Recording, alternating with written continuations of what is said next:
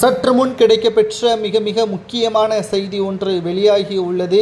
சசிகலா பன்னீர்செல்வத்தை சந்திப்பதற்கு திட்டமிட்டுள்ளார். நேரடியாக பன்னீர்செல்வத்தின் வீட்டிற்கே சென்று சந்தித்து அதிமுகவின் மீட்டெடுப்பதற்கான விவரங்களை தெரிந்து கொள்வதற்கும் அதிமுகவில் மிகப்பெரிய ஒரு மாற்றத்தை கொண்டு வருவதற்கும் சசிகலா அவர்கள் எடுக்கக்கூடிய கடைசி ஆயுதம்தான் பாஜக மூலியமாக அதிமுகவில் இருக்கக்கூடிய மிக முக்கியமான நபர்களை தனது பக்கம் வரவழைத்து விட்டால் நிச்சயம் அனைத்து இந்திய அண்ணா திராவிட முன்னேற்ற கழகத்தை மீட்டெடுத்து விடலாம், எடப்பாடி பழனிசாமியை ஓரம் கட்டிவிடலாம் என்ற தகவல் தற்பொழுது கிடைக்கப்பெற்றுள்ளது. அது மட்டும் அல்ல, மிக முக்கியமாக நாம் பார்க்க வேண்டிய ஒரு விஷயம் இருக்கிறது அதிமுகவில்.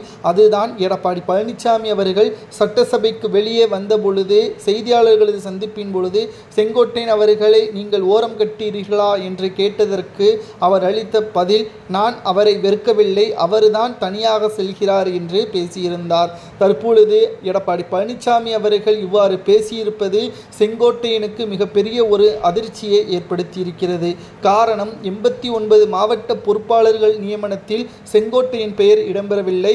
ஈரோடு மாவட்டத்தில் செங்கோட்டையன் அவர்களது பதவி பறிக்கப்பட்டது.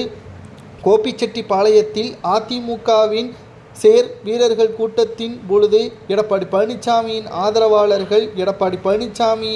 ஆதரவாளர்கள் ஒட்டுமொத்தமாக செங்கோட்டையனை அவமானப்படுத்தி பிரச்சனையை வம்பிழுத்தது. இதனால் செங்கோட்டையன் அவர்கள் மீது ஒட்டுமொத்தமாக மக்கள் மனதில் எழுப்பக்கூடிய மிக மோசமான நடவடிக்கையாக பார்க்கப்பட்டது. அனைத்து இந்திய அண்ணா திராவிட முன்னேற்ற கழகத்தை பொறுத்தளவிற்கு மிக மிக முக்கியமாக செங்கோட்டையன் அவர்கள்தான் அதிமுகவின் அடுத்த முதல்வர் வேட்பாளர் என்பதற்கேற்ப செய்திகளையும் நம்மால் பார்க்க முடிகிறது. மேலும் அனைத்து இந்திய அண்ணா திராவிட முன்னேற்ற கழகத்தில் இது செயல்படுத்த வேண்டும் என்றால் நிச்சயம் செங்கோட்டையனுக்கு பின்னால் பல மாஜி அமைச்சர்களும் எம்எல்ஏக்களும் இருக்க வேண்டும். அதற்கு ஒரே வழி சசிகலா அவர்கள் மூலமாகவும் பாஜகவின் மூலமாகவும் மட்டும்தான் இது சாத்தியமாகும்.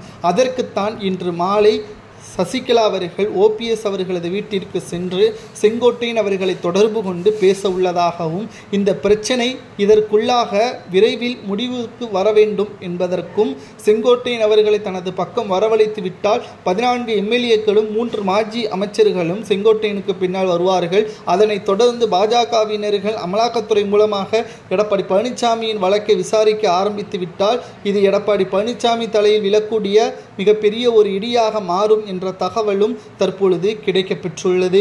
இதை பற்றி உங்களது கருத்துக்களை கமெண்ட் வாயிலாக கூறுங்கள். சசிகலா அவர்கள் நினைத்தது நடக்குமா என்பதை கூறுங்கள்.